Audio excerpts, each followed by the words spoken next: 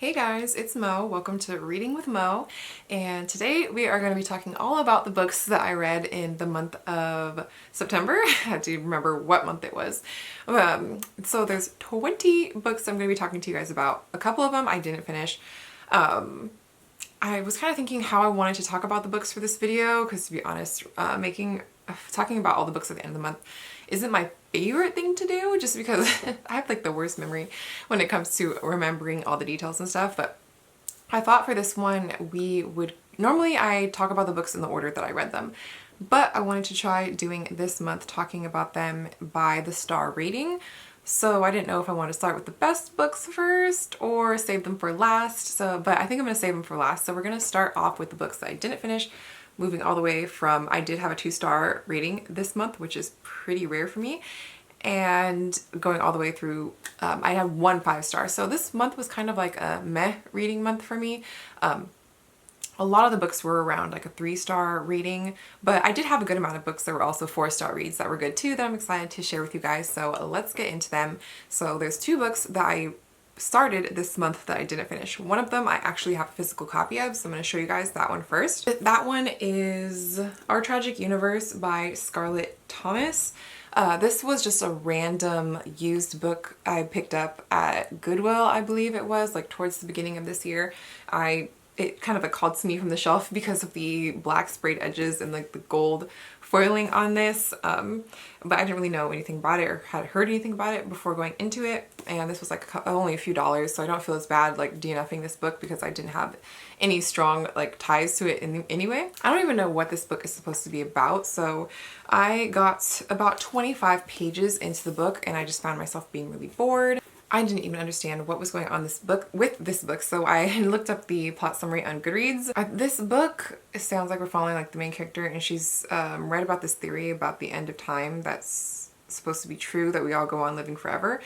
But our main character, she's in a dead-end relationship and she has a deadline looming for a book that she can't write, so she's filled with this sense of dread thinking that she's gonna live forever. I don't know, it's very confusing, kind of like a more philosophical type of book, very much like the main character having all these like deep philosophical conversations with herself and other people, and it was just kind of boring to me, so I didn't feel like continuing on. The other book I don't have a physical copy of, and I'm glad because I almost did buy a physical copy of this book, and it would have been really expensive because it's hard to find the hardcover version of this book, and that book is Autumn by Ali Smith. I was really sad to DNF this book because I really wanted to enjoy it and buy all of the books. This is actually part of a quartet of books. So if I liked the first one, I was planning on buying all the rest in the series as well. This one made me irritated because I think I actually rated this on Goodreads like 1 star because I got most of the way through it. I think I had like 50 pages left. I checked it out from my library first because I wanted to see if I liked it or not before I went and spent my actual money on it. And once again with this book, I can't even really tell you what it's about. It's very surreal almost. I don't know. It just wasn't really for me. I could see how maybe this book would be fitting for some people, and some people truly love this book and this series, but for me I just didn't get it. I feel like I'm definitely in the minority with this book. A lot of people, even if they didn't like rate it 5 stars, like not very many people rated it 1 or 2 stars on Goodreads. It has a pretty high Goodreads rating, like 3.7. Yeah, I can't really explain to you guys what this book is about either because I just didn't really understand or get what the purpose of this book was. So that was my 1 1-star read, and then I had a 1 2-star read for the month, and that was Record of a Night Too Brief by Hiromi Kawakami. This author also wrote Strange Weather in Tokyo, which I do plan on picking up. I didn't realize this one is a short story collection. There's 3 short stories in here, and they're just really weird and odd and kind of like surreal, and just I don't mind if a book is a little bit weird, but this one was just a little bit too weird for me, where I didn't really understand like what the author's message was with them or what the whole point of the stories were. Once again, this one is a little bit hard to explain exactly what was going on. Maybe it's just like went over my head. I did like the author's writing. I just didn't really understand the plot of each of these stories. So I think I do actually own Strange Weather in Tokyo, so I plan on reading that book by the author to see if I like the author's actual novels better than the short stories, but yeah, we'll just have to see. This was a book in translation, I believe. This was translated from Japanese. I'm really disappointed though because I love this edition of this book, and I have the whole series from Pushkin Press, and I'm one of those people who's kind of like a completionist where I want to hold on to everything from the series, but I think I'm gonna let this one go. I don't want to hold on to it when I know I have no plans at all to ever reread it. Now we'll talk about the books that I gave 3 stars to. So the first one was not one that I chose, but I was part of a Zoom book club that took place over the quarantine period, but it's kind of pretty much dead now. And it's called The Moonspinners. The author on that one. So The Moonspinners was written by Mary Stewart. This one I listened to on audiobook, and it was right when I was about to go back to work. So that week I just had a lot going on, so it probably wasn't the best time for me to be listening to an audiobook, to be honest. But I think even if I hadn't listened to the audiobook, I wouldn't have fallen in love with this book anyway. It's just not my kind of book. So we're following our main character. She is from Britain, I believe, and she's on vacation in Crete, in Greece, and she just has arrived, and she stumbles on these 2 people who are hiking, these 2 guys, and it turns out they are involved in having witnessed this murder, and there's people after them, like some type of thugs, and then she gets involved, like trying to help them out. It was interesting, just overall a little bit forgettable, though. It's not something I feel like I'm going to be really thinking about or remember for a long time. For me, when I give books 3 stars, it's generally my feeling like it wasn't a bad book. It's not one I'm gonna go around recommending to everybody, but I don't regret reading it, and it at least gave me some form of entertainment while I was reading the book. The next one we have was sent to me for review, and that is Being Lolita by Alison Wood. This is a nonfiction book. It's a memoir, and the author is recounting her experience of being taken advantage of as a teenager by having a relationship with her, I believe it was English teacher. Yes, so when she's a senior, she develops in this relationship, inappropriate relationship with her English teacher. They go on even after graduation to have a relationship together. There's a lot of, like the title would suggest, Being Lolita, a lot of references to that book. It's a book they both read and was a big part of their relationship. Her looking back on all of these different experiences that she experienced through the lens of being an adult now and seeing the truth behind that kind of relationship and how abusive it was definitely very interesting to read. I could never imagine going through an experience like this, how it definitely would shape you for the rest of your life. And if this is one that I feel like normally with 3 stars, normally with 3-star books, I'm not like huge to recommend them, but if this one sounded like something you're interested in, I would still pick this one up. Next, we have a book that I don't have a physical copy of, and that was Burn Our Bodies Down by Rory Power. I read Wilder Girls by Rory Power, I believe it was last year, and I really did enjoy that book. And so this is her sequel, not sequel, but this is her like follow-up, her second novel that's coming out.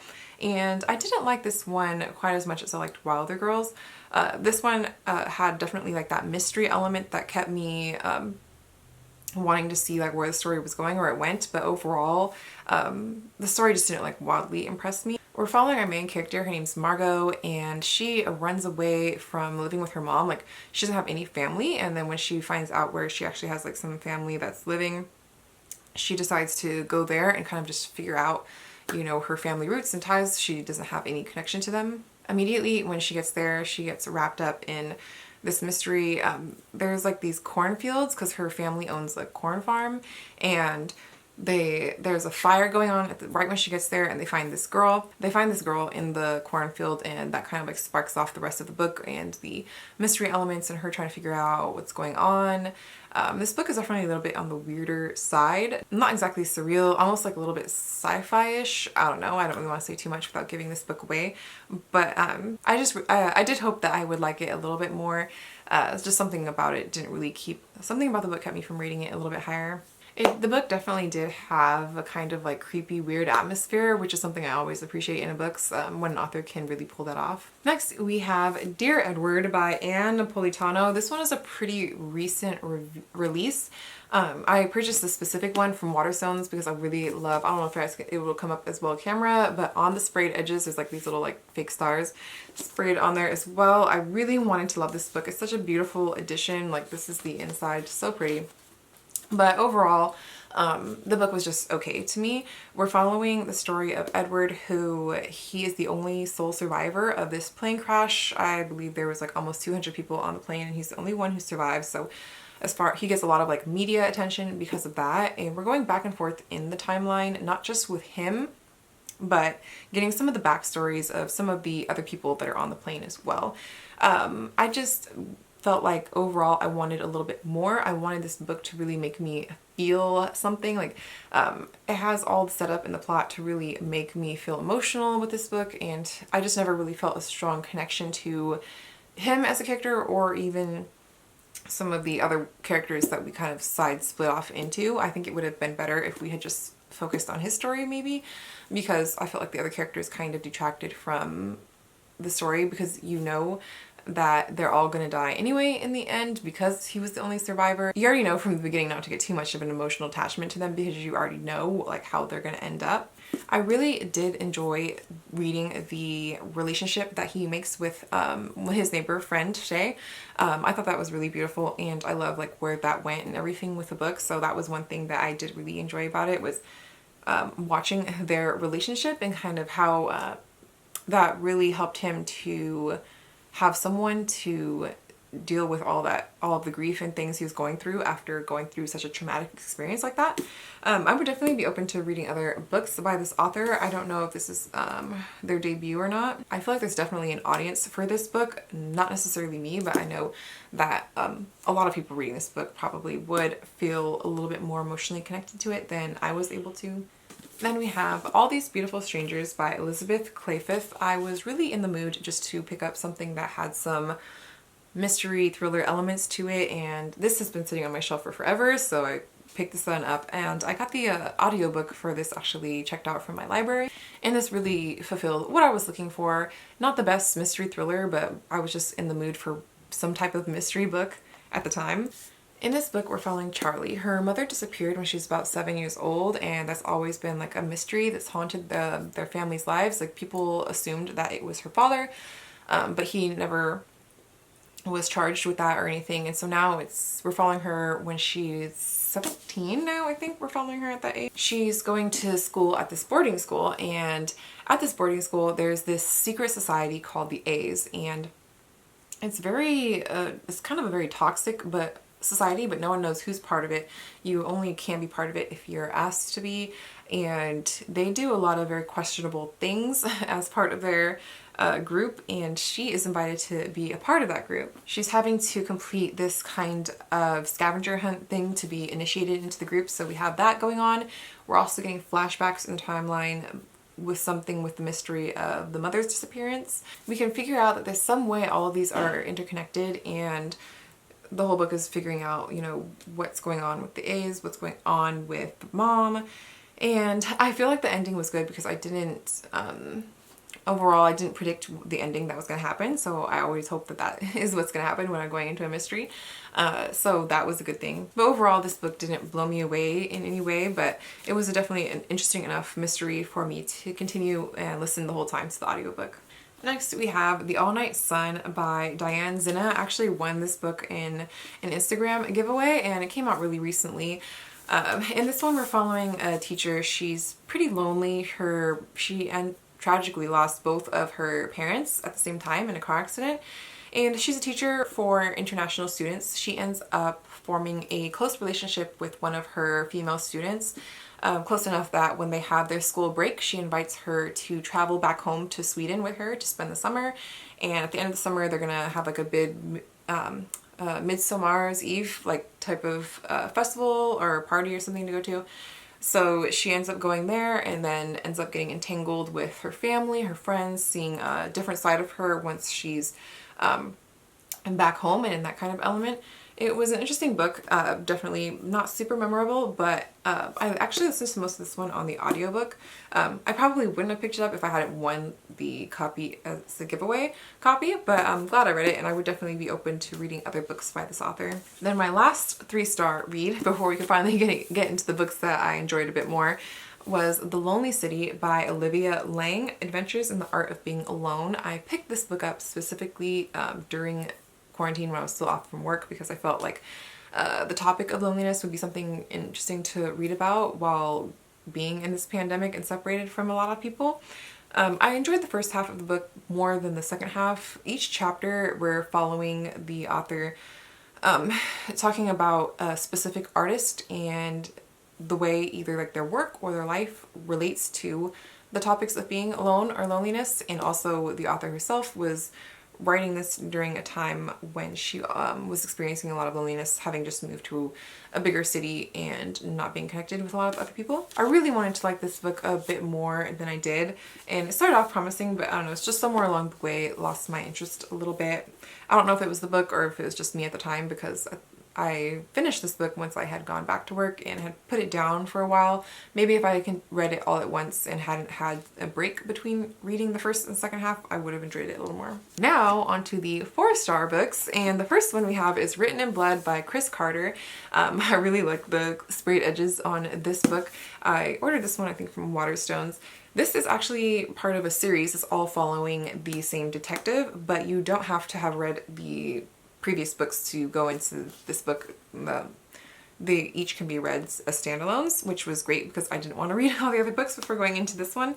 And I'm not the biggest fan of police detective procedural types of books. I do read them occasionally, but overall they're just not my favorite like subgenre of mystery thrillers to read. But I did enjoy this one, I think because we're not just reading from his perspective, but from a couple of other characters that are involved in this book. So the main premise of this mystery is that this detective is investigating this case where a woman has turned in a diary that she pickpocketed from a guy, and it actually goes into depth on all the serial killers' killings and where the bodies are and all this kind of stuff. And so it's an current active serial killer, and they're trying to figure out how to catch him.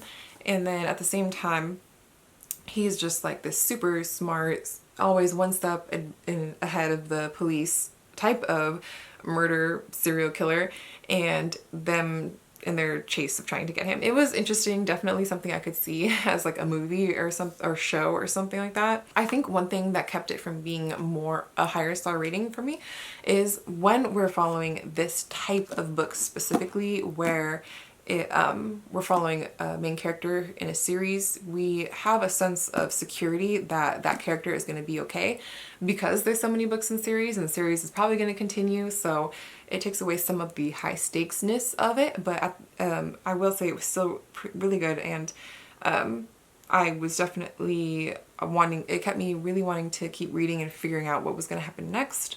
Because there was definitely some things that happened that I was just like, really, some of it does require a certain suspension of belief, because some of it is like, is this really realistic of what something would happen? But it's still good, and I would definitely recommend it if you are into mysteries. Next we have another mystery, and that is Monday's Not Coming by Tiffany D. Jackson. I have been wanting to get to this one for a minute, and I'm glad that I did. I definitely didn't see the end coming for this one. So we're following our main character. Her name was Claudia, and she has this friend who they're really close. They're basically like sisters, and she's gone missing, and it doesn't seem like anybody's paying attention to her, like the family, people at school, classmates, teachers, her own family. And so she takes it upon herself that she's going to figure out what happened, and she's going to investigate and try to figure out. And when we're reading the book, it's been about a year. A year has passed, and still no one seems to really care or wonder where her friend has gone. I went into this book not knowing too much, and I feel like if you're going to read it, I would say to do the same. I listened to this on audiobook, and I will say there was one thing I would have figured out sooner had I been reading the physical book than just listening to it on audiobook, but then it made that plot twist a little bit more out of the blue, because it was something that I didn't catch on to because I was listening to the audiobook, if that makes sense. If you guys have read this book, you probably know what I'm talking about. If you don't, you have no idea what I'm talking about. But yeah, I thought the ending of this one was really good. It was probably like a 4.5 stars for me. I definitely didn't see the end coming and the twist that happens as well. So that's pretty much what I look for when I'm reading something that is a mystery. Next we have The Tropic of Serpents by Marie Brennan. This is the second book in the Memoirs by Lady Trent series, and I'm currently reading the third book right now. I can't, because it's a sequel, give you guys too much of what happened in this one. I enjoyed it. Maybe not as much as I liked the first one. I have a feeling that the first book in the series is going to remain my favorite for me because I'm on the third one right now and I'm still feeling the same way. The the first one was my favorite, but I still like this book too. And we're following this woman who wants to study dragons, and in the time that she's living in, it's a very like Victorian era type of like society, but it's also very like fantasy as well, because we have all these different types and breeds of dragons, and her dream is to study them. From the beginning, she's writing from the perspective of being older and now looking back on her life, and so we know already that she has become like a world-renowned dragon naturalist, and now we're just going back and looking at how she got to where she was, and looking at not just the dragons themselves, but her journey to becoming one of the world's premier dragon naturalists, and her adventures and her relationships with different like politics and types of things along the way, and different people that she met and stuff, and her family. It's really interesting, and I'm really enjoying this series, and I'm definitely gonna complete the whole series. Then we have The Dutch House by Anne Patchett, another Waterstones edition. I really enjoyed this book. I gave it, it was so close to being 5 stars. I gave this like 4.5. Honestly, I feel like if I read it again, possibly I could bump my rating up to a 5 star, because it is a book that I would like to read again in the future, and I don't really say that very often about books that, especially right after I finish them, that is something that I would like to read again in the future.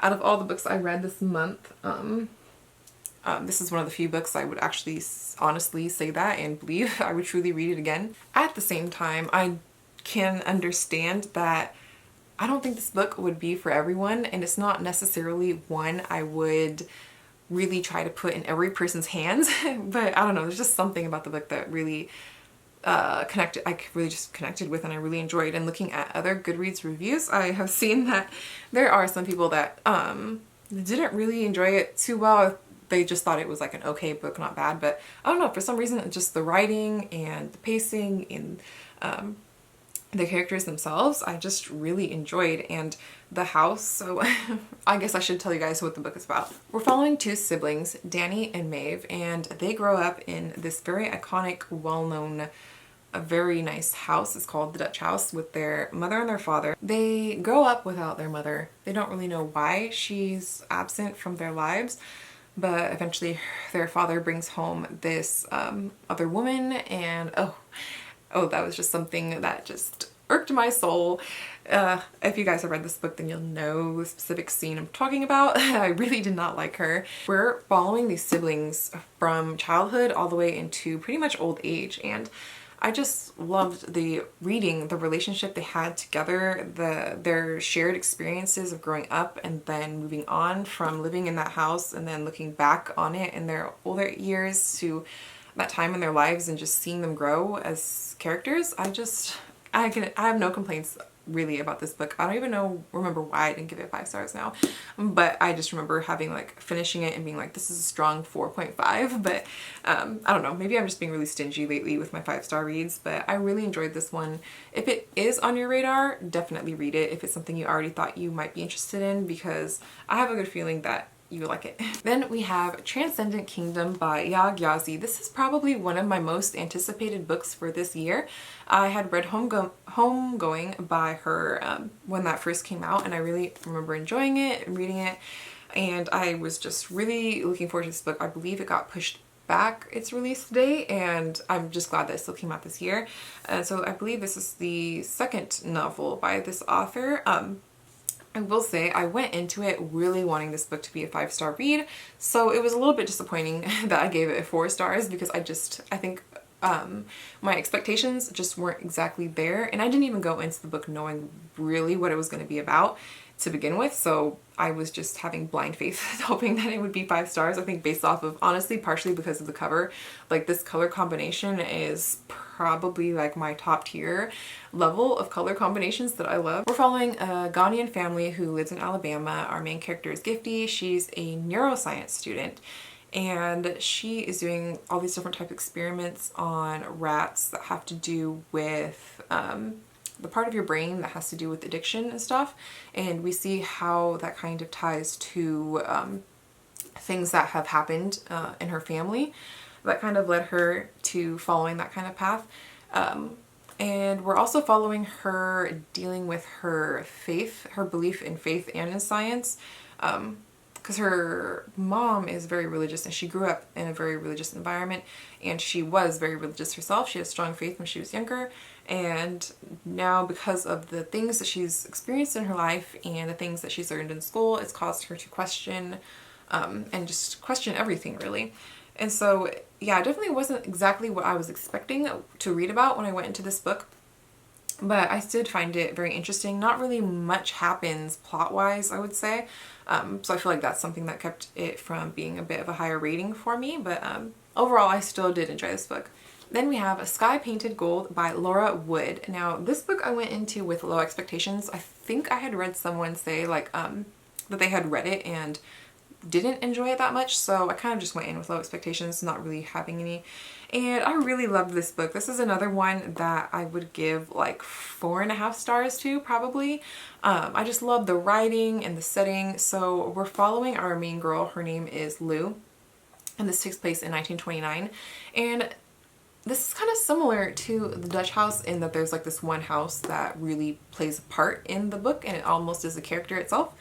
And like I said, this takes place in the 20s, and Lou comes from a family that lives in the village. They don't really have like a lot of money. She has a lot of siblings, and she just has like a regular village upbringing.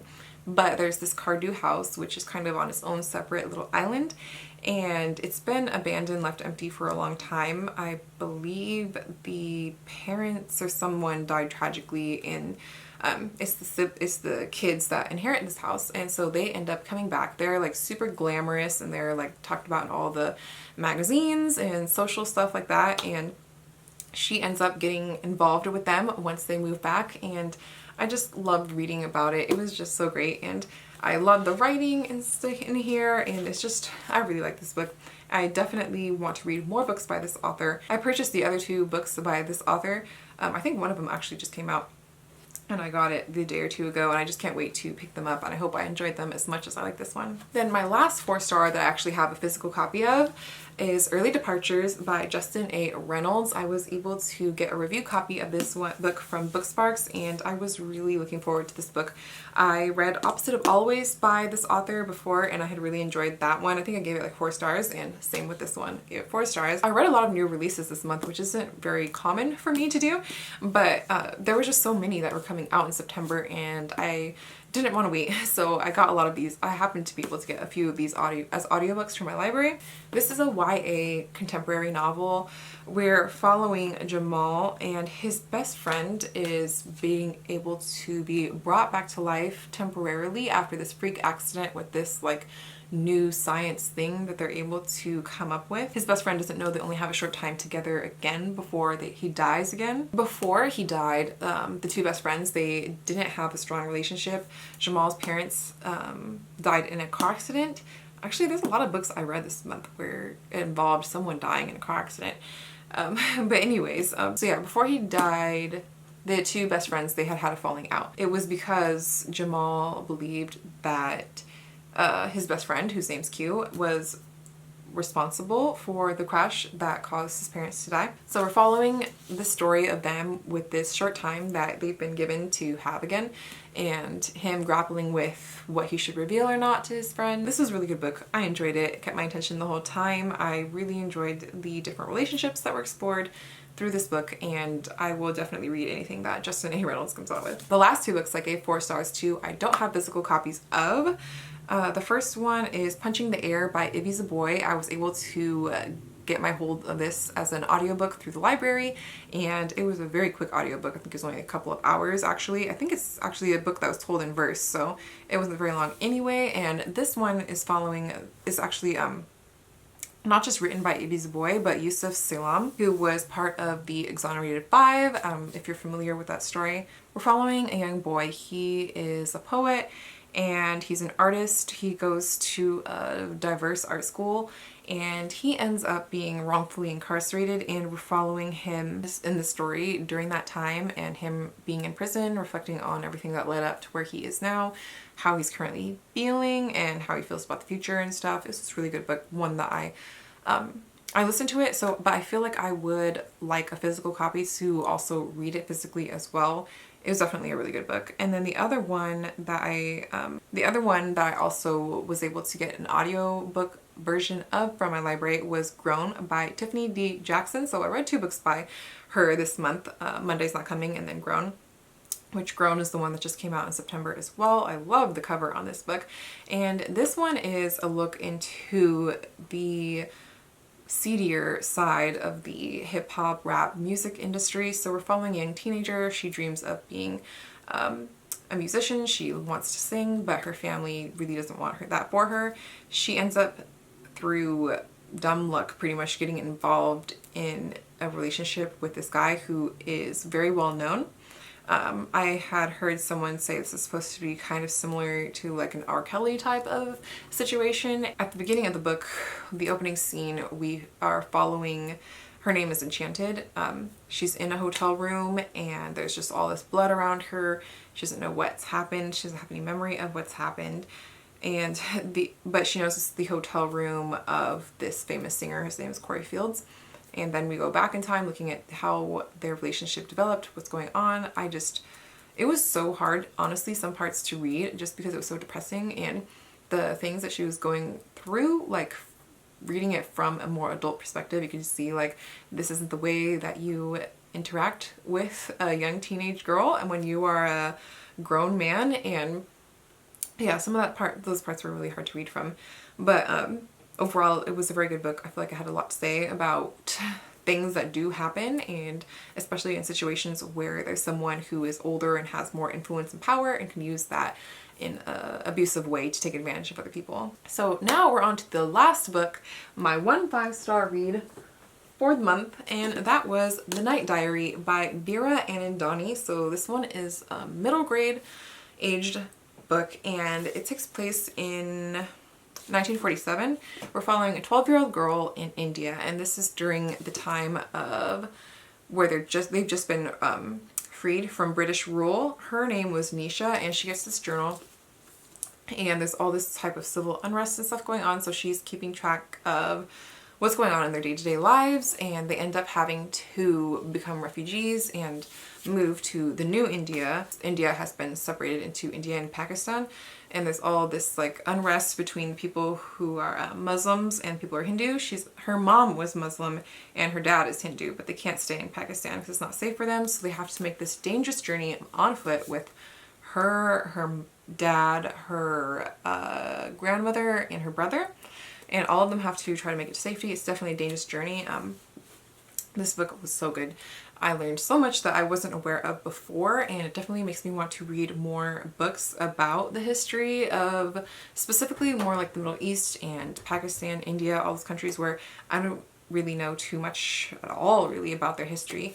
And I feel like this is such a good book for a middle grade book. I'm not someone who reads a ton of books in this genre, but I just feel like this was so well done that no matter what age you are, you can enjoy this book and learn something and take something away from this book. I definitely really enjoyed it, and it's something I could see myself reading again, one that I will definitely see myself recommending to others as well. So I really enjoyed it. I'll have to see if this author has any other books that I can check out.